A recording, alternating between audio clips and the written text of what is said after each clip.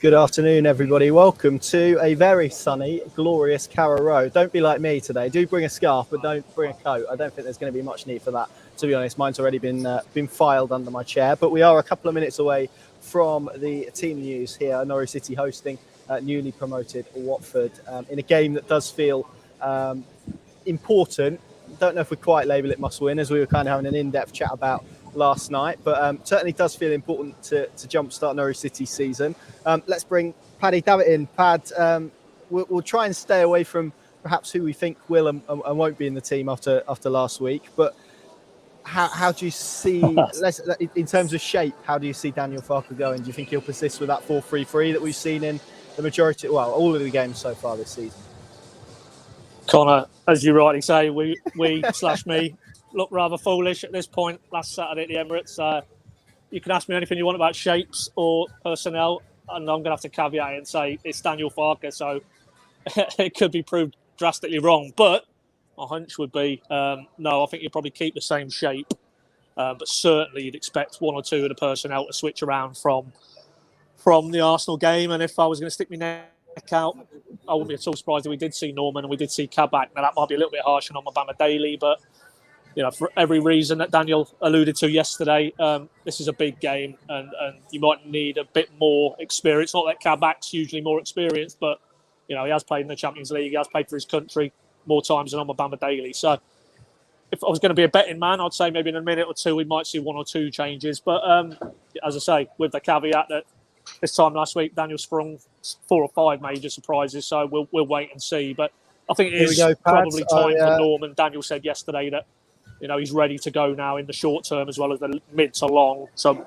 my reading of that quote was... Pat, I will cut across you, I'm afraid. Sorry. The team news is out, and it makes for interesting reading. Debuts for Ozan Kabak and Matthias Norman. Billy Gilmore returns to midfield. Josh Sargent starts along with Teemu Pukki, but in a 4-3-3. So this is how Norwich City line up. Tim Krul in goal, Max Aarons, Grant Hanley, Ozan Kabak and Brandon Williams at the back four. Matthias Norman is being portrayed as being in the holding role with Billy Gilmore to the right, Kenny McLean to the left of that midfield three, Josh Sargent on the right side, Milot Rashica on the left side with Teemu Pukki up front. The subs bench, Angus Gunn, Andrew Omobamadele, Ben Gibson, Dimitris Yunoulis, Lucas Rupp, Pierre Lace-Malou, Todd Cantwell, Adamida and Christos Scholes. So starts for well, as you kind of predicted, Pad, starts for or debuts for. I think Pad has just dropped out there, so we'll come back to him in just a moment. I'll try and find the Watford team in the meantime, but a couple of debuts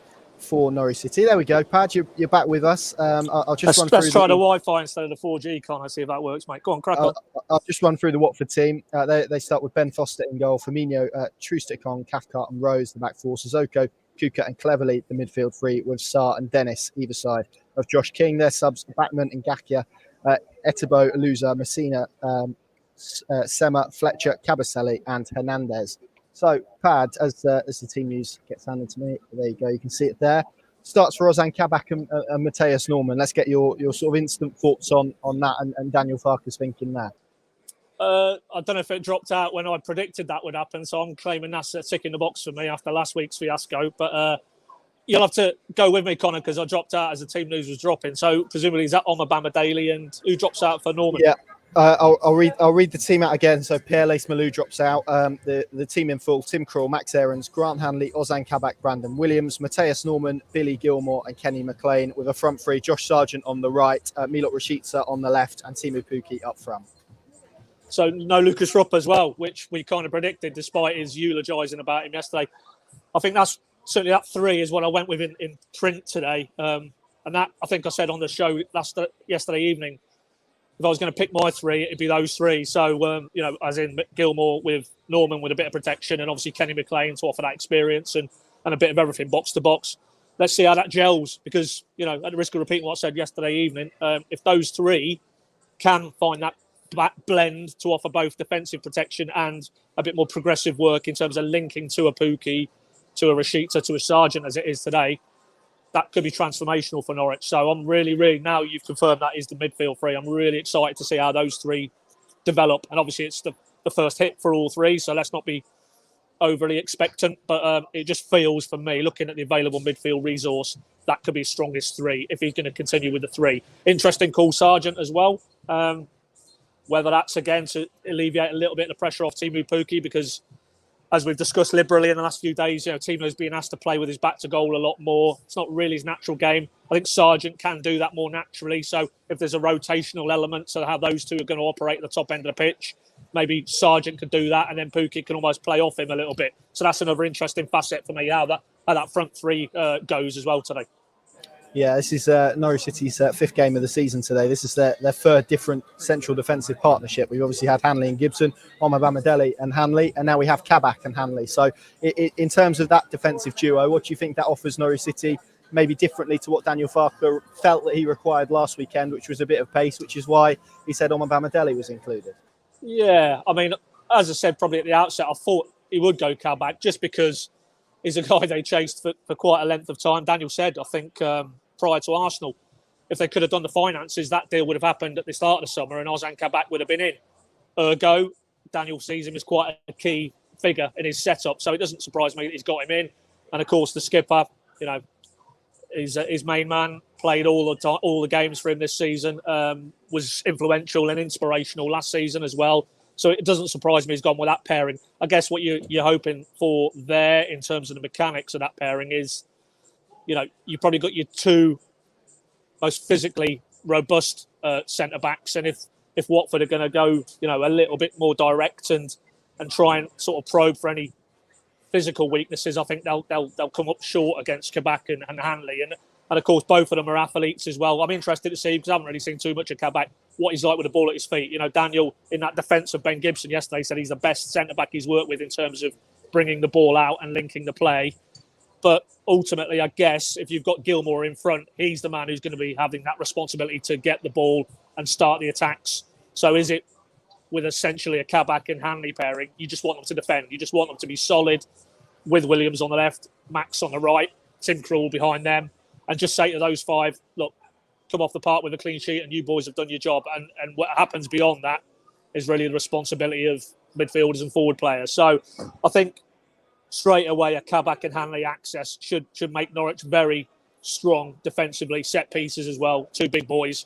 I don't think they'll be found wanting there. So, it strikes me that it's probably the centre-back pairing Daniel wanted to put together if all his available options were fit. Obviously, Zimmerman isn't fit, but even if he was, I think for Daniel at this stage, it clearly looks like he feels these two are his strongest central defenders. And ultimately, like with Sargent, like with Gilmour, like with Norman, they get their first opportunity today to impress. And if they do, they'll retain the shirt, as Brandon Williams has done at left-back.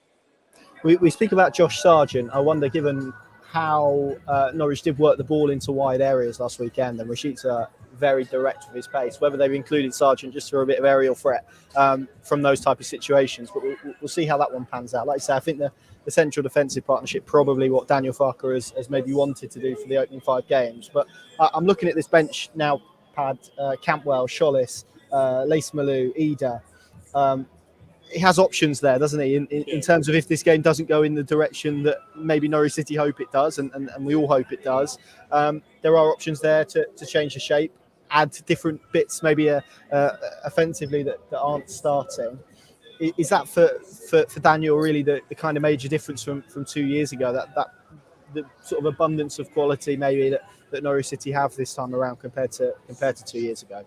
Well, I mean, ultimately, that's what Stuart Webber said at the outset of this, what is now closed, but the summer window, that they need to improve the quality threshold and maybe thin out the squad in terms of pure numbers. And it certainly feels, when you reel off those options off the bench, that Norwich have done that. They certainly couldn't have named those type of creative attacking options 2 seasons ago. Not the depth of a Cantwell, an Ida, a Jolis, Lise Malou even as well. So undoubtedly, it does look like they have been successful in adding that extra quality. But, ultimately, we stood here with 4 league games in, no points, 1 goal from the penalty spot.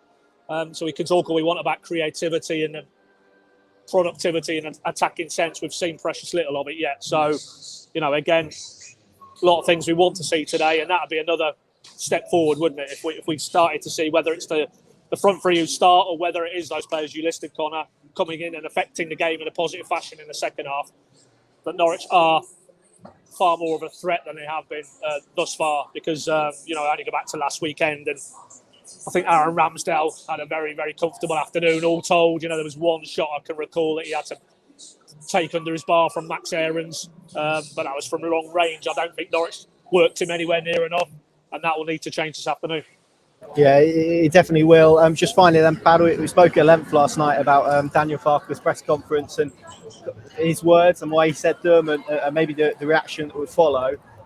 What are you kind of expecting to see from Norwich City? Because as much as maybe the emphasis is on the fans creating a positive atmosphere, a lot of that will be driven by what they see on the pitch this afternoon. So what do you think we will see on the pitch? Because it seems like a Watford side, particularly from Xisco's perspective, where it does seem like there's a lot of pressure on him at the moment. He's had to answer questions about that heading into this game. But maybe we'll look to stem the tide a little bit and look to come to Carrow Road to frustrate. How important is it that the players ensure the fans can inject that much needed positivity that Daniel Farke wants to see?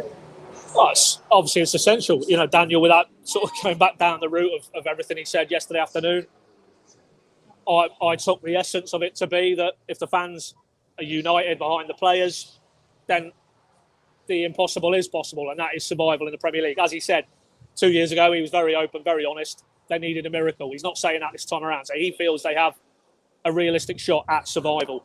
But in order to do that, they need everybody here today of a green and yellow persuasion to row in behind. The team news is out there now. Obviously, we've been live on here, so I've not got a flavour really too much of the reaction, but I'd imagine it'd be fairly positive. No rock, for example. I'm sure that's gone down reasonably well. But irrespective, whether you're for it, whether you're against it, in a little over 45 minutes or so, they need to be fully in tune. I'm looking forward to seeing the planned sort of fan scarf waving choreography. I think that'll be very powerful. And then the players need to start on the front foot from the off. But what I would say, you're right about Watford. I think it's a game for patience today. I think they will try and frustrate and maybe try and play the crowd in a negative fashion, because if they know it goes deep into the game and maybe they're level or maybe got their noses in front, they will be hoping there's some negativity coming down from the stands, and Norwich can't simply afford that to happen. So everybody knows what role they've got to play today, and if they do that and they're patient and they take their opportunities, which they will create, I feel, with that front six plus the lads who they've got to come in off the bench, then I think we can have a good afternoon here, and hopefully it is the proper start of Norwich's Premier League season. Absolutely. Let's end with this comment from Tim, which I'll flash up now. He says a 4-0 win would take Norwich out of the bottom three. So that's the sort of positivity we need before kickoff. Pad, thank you very much. Pinkin.com, of course, the place to go for live updates, analysis, and reaction to this game.